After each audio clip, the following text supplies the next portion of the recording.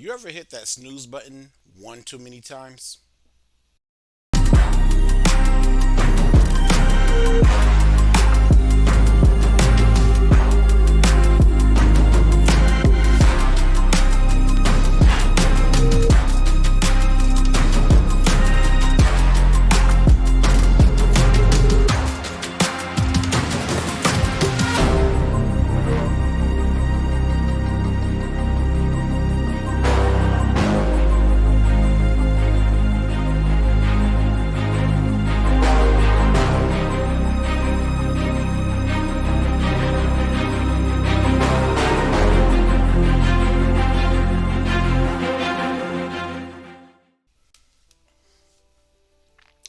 Hello, everyone, and welcome back to another daily devotional. I am Curtis Monroe from Abney Chapel, and I want to talk to you about the snooze button. Guess what? I love the snooze button, but I also hate it because sometimes when hit the snooze button, one, it does its job. It lets me sleep just a little bit longer, but then that alarm comes back on. But I don't just hit it once. I hit the snooze button, honestly, to be truthful, about 3 times a day. 3 times a day. Knowing, and it's funny, I know I have something very important to do, like wake up, go to work, maybe go work out, but still, that snooze button gets hit every time. Well, you know that feeling of being almost awake, but then you just want to drift back into comfort, even when you know you got a busy day ahead? We're going to talk about that. In Romans, excuse me, chapter 13, verse 11, it says, "And that, knowing the time that is now, it is high time to wake out of sleep. For now is our salvation nearer than we believed." What does that mean? Simple. If you thought that the time for Jesus to come was far off, you're wrong. It's closer than what you think. You must have Jesus on your mind constantly. And as Paul says, you must die to yourself.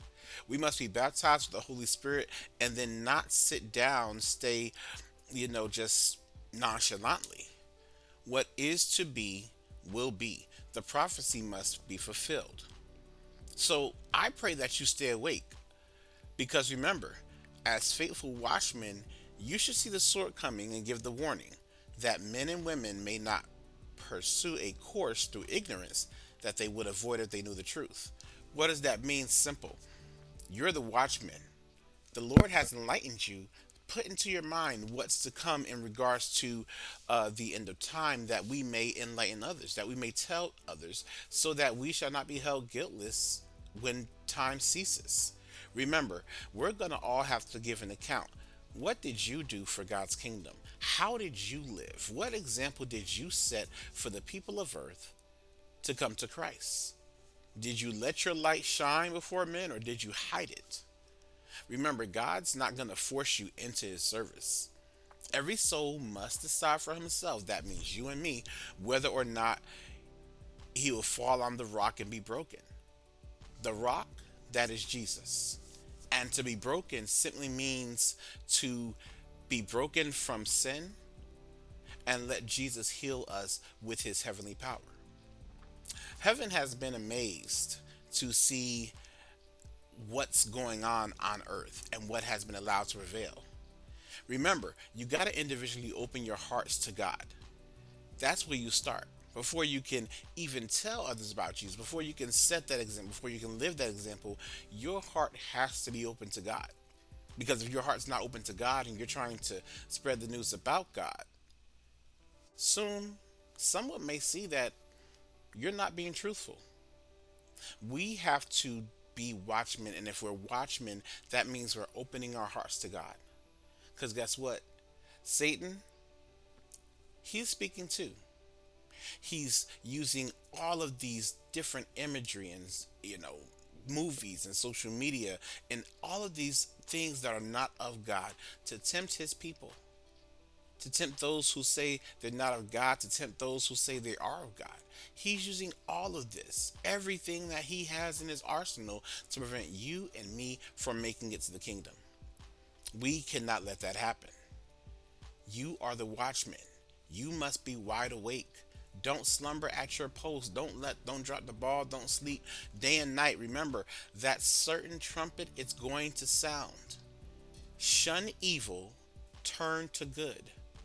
Don't be indifferent. Take a stand. Here's the big idea. Romans chapter 13 verse 11 simply says it's time to wake up. Don't hit the snooze button. Shed complacency and actively engage in God's purpose for our lives. Because guess what?